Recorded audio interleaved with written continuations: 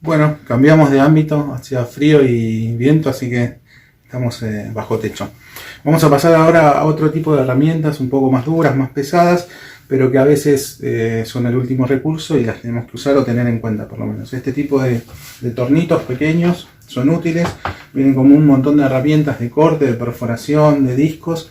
Hay que usarlos con protección para los ojos, pero si tenemos que hacer un agujero en una madera o en algún otro material que sea duro, están buenos porque no tenemos que agarrar una perforadora de las grandes. Las sierras, serruchitos, todo tipo de elemento cortante también para materiales más duros. Siempre es bueno tenerlos a mano.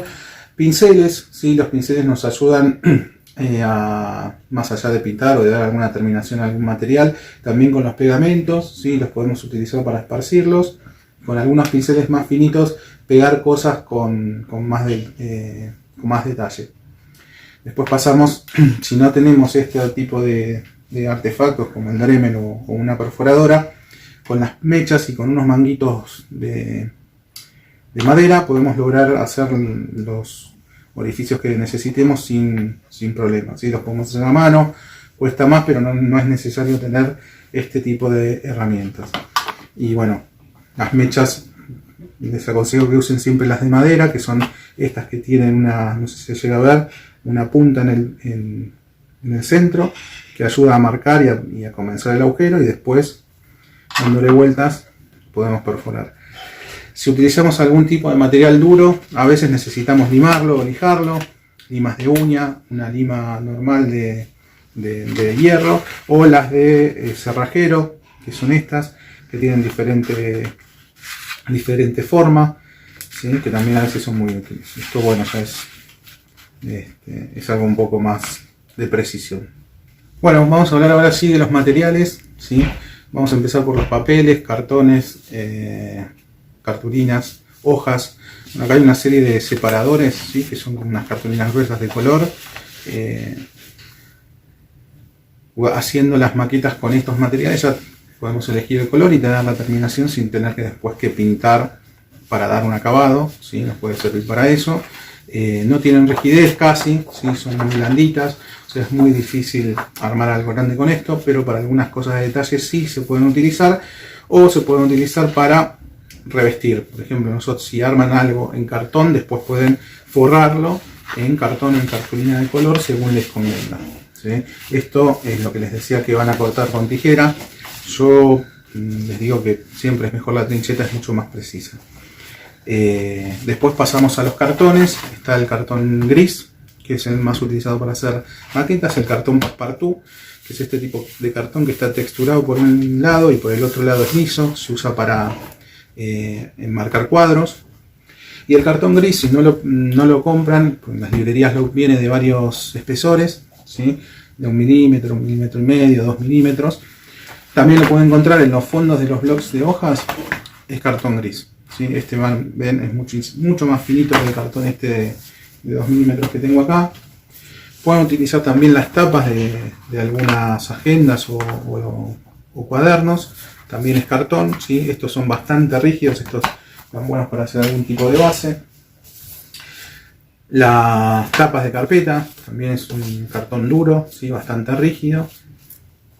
Y después dentro de los plásticos, este tipo de carpetas donde pueden sacar o el plástico de color o la parte transparente para hacer algún detalle en particular. La idea de utilizar materiales en maquetería es utilizar también lo que tenemos a mano, nuestra imaginación, lo que cada uno crea que puede ser útil. Y es importante que hagan esto. En una caja de cartón, que también podrían utilizar para hacer una maqueta. Este es un cartón corrugado, no lo vimos, pero bueno, en un rato voy a traer un poco de cartón corrugado. Juntar cosas. ¿Qué cosas? Material que nos pueda llegar a servir para hacer algo, que le veamos algún tipo de posible uso. Yo acá metí la pasta dental, ¿sí? Siempre en las maquetas de final de año esto termina siendo un velador o una lámpara que cuelga de algún techo, ¿sí? Entonces hay que empezar a ver las cosas con otros ojos y pensar a qué se parecen o para qué me puede ser útil o qué puede representar. capas de bebidas, que pueden ser bancos, pueden ser mesas, pueden ser sillas o partes, ¿sí? Pueden cortarlas y utilizarlas para hacer alguna otra cosa o apilarlas para producir ciertas formas, que es mucho más difícil hacer esto, construirlo, que ir sumando tapitas de diferente diámetro y por ahí lograr algo que necesitamos o queremos hacer, ¿sí? Y cualquier tipo de objeto que se les ocurra. Jeringas. La jeringa, bueno, si no la usan y la pueden utilizar, puede ser una columna redonda si la cortan y después la pintan, ¿sí? Tiene ya base, la podrían pegar incluso con esa base, cortarle el pico, apoyar el techo o la losa encima. Esto nos podría servir de una especie de estante si lo cortamos en los extremos y le sacamos la parte de atrás. En fin, todo depende de un poco de la imaginación de cada uno. Los empaques del pan, ¿sí? También estos fierritos con plásticos que son variables, que nos pueden servir para hacer o representar diferentes cosas. Banditas elásticas de diferente color, ¿sí? También nos pueden servir para hacer determinadas terminaciones o cosas que parezcan una tela. De estas casi ya no hay, ya no están prohibidas, pero bueno, las pajitas, que se pueden hacer tubos, se pueden hacer columnas, pueden representar un montón de cosas, ser la base para hacer un árbol. Esto, por ejemplo, es de los repuestos de afeitadora. Podría llegar a asemejarse a una estantería o al frente de una heladera en un negocio, dándole la forma, cortándolo según lo que se necesite. Corchos que se pueden cortar, se les puede dar la forma, con un poco menos de altura puede llegar a aparecer un barril. ¿Sí? Todo depende de la imaginación y después de la terminación que sean capaces de darle. Acá, por ejemplo, yo en alguna maqueta tuve que representar unas esferas que estaban pegadas con llaves, porque eran una conmemoración a los cerrajeros de Mar del Plata. Entonces me conseguí la limadura de las llaves, y esto fue lo que pegué arriba de unas esferas, ¿sí? Y la verdad que era una terminación rara, y además fue una solución también rara, ¿sí? Pero bueno, hay que pensar siempre qué recursos podemos utilizar para representar lo que necesitamos. Entonces después le puse un pegamento arriba de la esfera y lo empanicé y quedó. Y bueno, cualquier otra cosa que se les ocurra que puedan utilizar, hacerse su cajita de maquetas, ir metiendo ahí materiales que crean que les pueden ser de utilidad. Vamos a hacer un ejemplo rápido de una maqueta, un cuarto o una habitación de 3x4, 3 de largo por 4 de largo por 3 de ancho en planta y en escala 1 en 50. Para esto voy a utilizar cartón gris, ¿sí? Donde utilizando el escalímetro en escala 1 en 50 voy a marcar las partes que tengo que cortar. Entonces lo primero que hago es ubicar la escala 1 en 50. Voy a cortar una franja de 3 metros de alto, que es lo que yo supongo que tienen las paredes porque no estaba en la información que me dieron. Una habitación tiene 2,60, vamos a darle 3 para el ejemplo, pero depende de la información que tengamos o del ambiente que nosotros queremos diseñar. En este caso yo le voy a dar 3 de alto. Tomo desde un borde, mido 3, desde otro lugar en el mismo borde mido 3 y después uno esos dos puntos, dibujo la línea. Y después voy a hacer las paredes que rodean, o sea, las paredes que forman el rectángulo de 4x3, y voy a hacer las paredes de estas. Ya tengo la altura, que son estos 3, entonces voy a empezar a marcar 3 metros menos 2 milímetros, teniendo en cuenta el espesor del cartón que estamos utilizando. 4 metros para esta pared, 4 metros más para esta otra pared, y los últimos 3 metros menos 2 milímetros para la pared final. Lo que hice fue eso. Primero en este sentido 3, en dos puntitos, los uno, trazo la línea.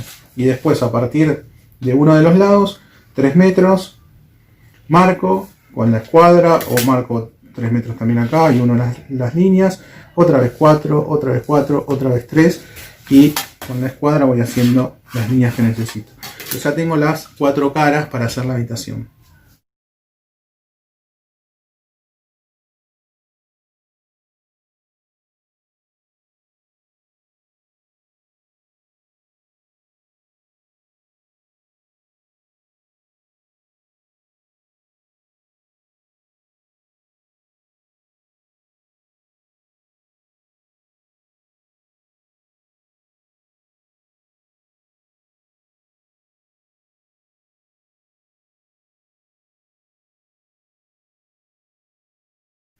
Bueno, están las cuatro paredes, las dos de 4 metros, ¿sí? Estoy así.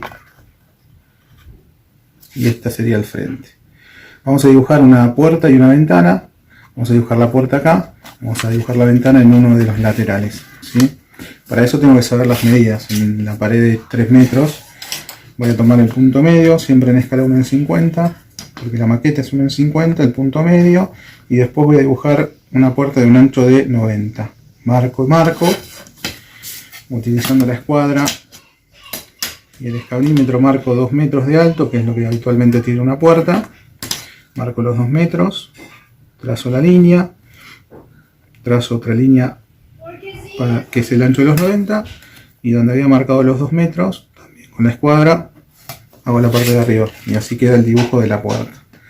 En el lateral es lo mismo, ¿sí? Lo único que tengo que saber a qué altura del piso está la ventana. En este caso está a 1,10 m, y es una ventana, dibujé una ventana de 2 metros de ancho, ¿sí? Entonces es lo mismo, tomo 1,10 m desde el piso, lo marco con la ayuda de la escuadra y en uno de los lados, marco una línea horizontal, tomo el medio, en este caso serían 2, 1 metro para cada lado, hago las marcas, me apoyo en alguno de los lados, levanto línea, le doy 1 metro de alto, 1 metro de alto, mido 1 metro y 1 metro, hago la respectiva marca y después cierro. Y a continuación lo voy a cortar.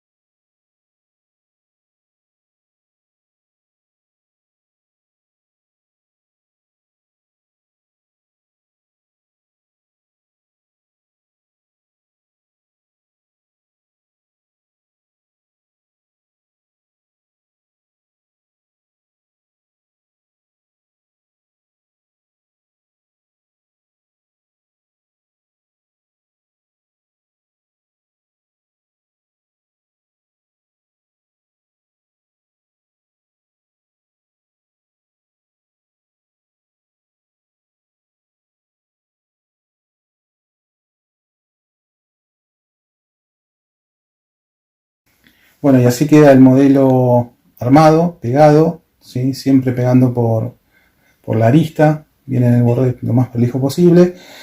Yo les había dicho que había que recordar quitar los espesores, ¿se acuerdan? Acá en vez de ser 3, en esta pieza y en esta pieza, tiene que ser, tengo que acordarme de quitar el espesor de los cartones del costado para que el total sean 3 metros.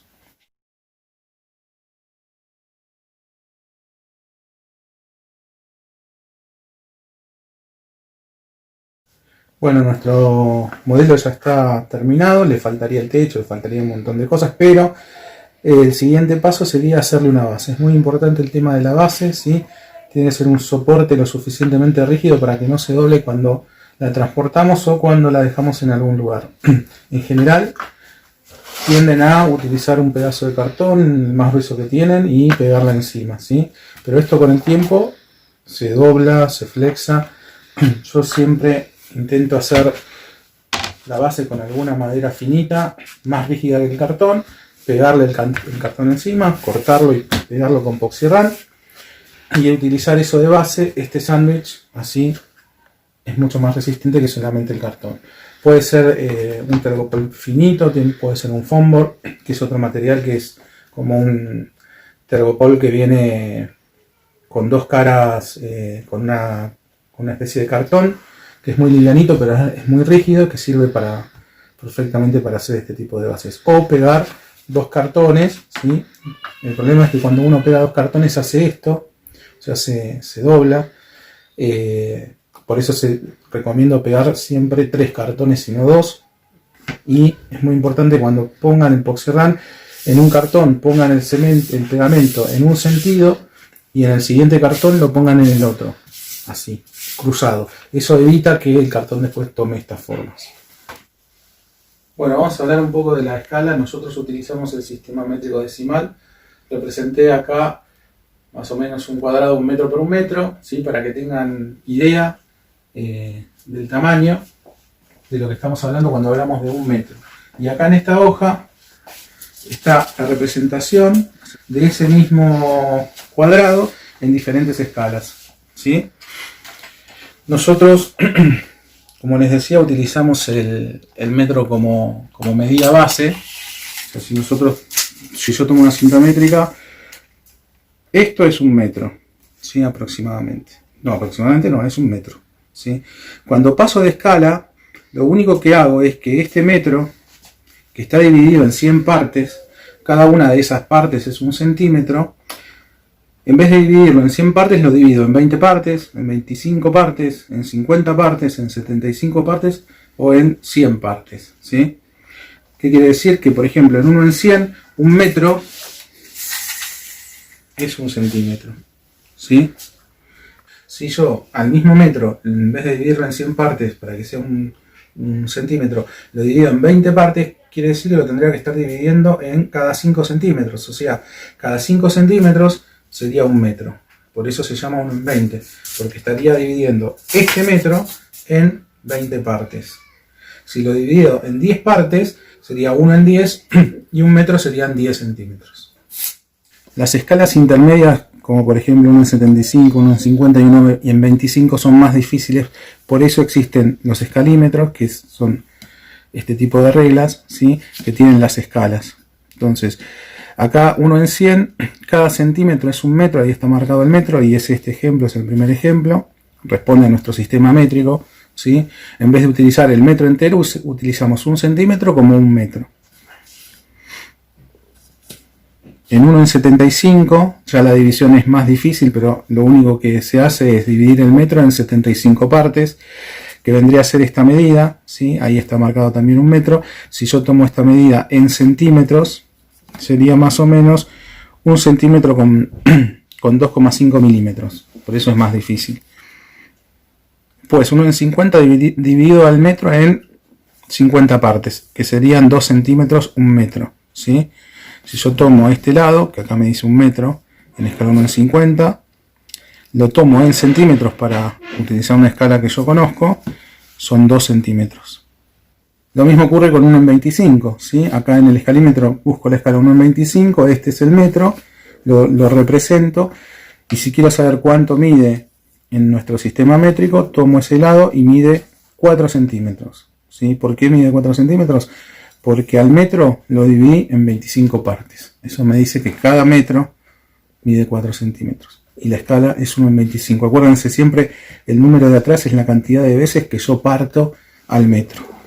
Pero sería interesante que consigan escalímetro. Es muy útil para las escalas.